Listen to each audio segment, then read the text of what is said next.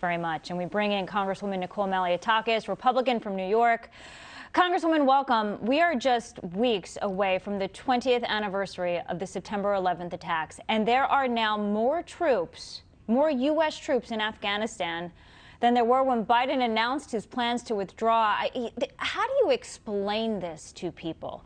There was clearly no plan in place from the Biden administration. How did they get this so wrong? That's correct. That's correct. And we had a briefing yesterday with the Secretary for the Department of State, Defense, Joint Chiefs of Staff, and we were left with wanting more answers than what they provided to us, because we don't understand, was it an intelligence failure? Was it that the president did not listen to his military and national security advisors? What exactly occurred here that this was done so hastily and in such an unorganized manner? It was heartbreaking to see those images yesterday of the Afghan people chasing after the American plane seeking refuge, to see that the Taliban has taken over the country with our equipment, to see the images of prisoners, including Al-Qaeda fighters and ISIS fighters, walking right out of the jails because they were let go by the Taliban.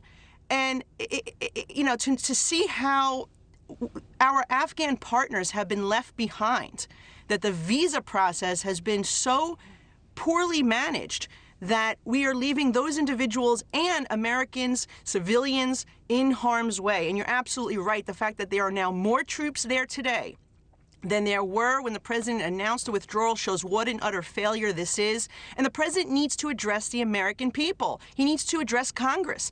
We need answers to what exactly occurred here and what is his plan to mitigate the damage.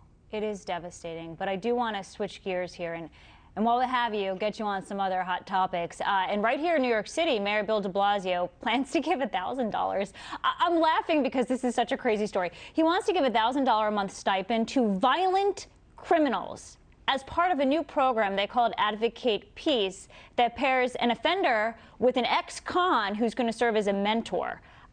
Is this going to work? You know, it is an absolute joke, but it's not funny to the taxpayers that I represent, who work hard every day, are struggling to get by, give tax dollars to this mayor who has completely managed everything in our city.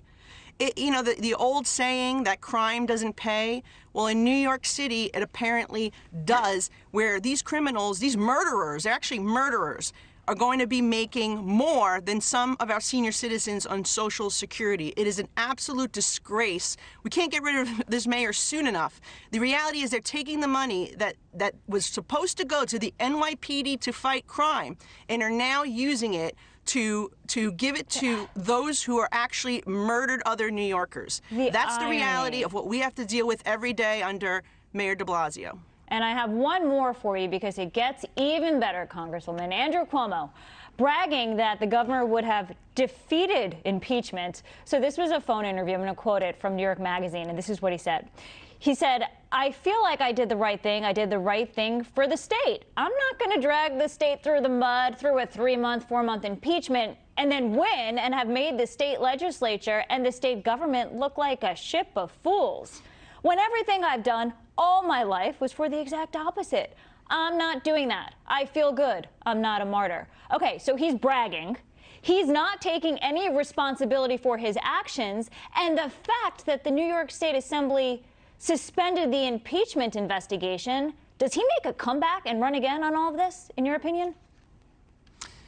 I don't think so. Look, the majority of New Yorkers did not want the governor to run for re-election. And in addition to that, he's still under investigation for his book deal in which he used state resources to obtain a $5 million contract. And of course, the U.S. attorneys are looking at him still over the nursing home cover-up, which his own chief of staff admitted to. So I still think that there's more that may happen. The good news for New Yorkers is that Andrew Cuomo will be gone, and we can move on with this state and ensure that we try to bring, look, at the end of the year, the governor and the mayor will both be gone, and hopefully we'll have some new leadership that will take this state in the right direction and undo a lot of the harm that they've done. Congresswoman Nicole Malliotakis, thank you.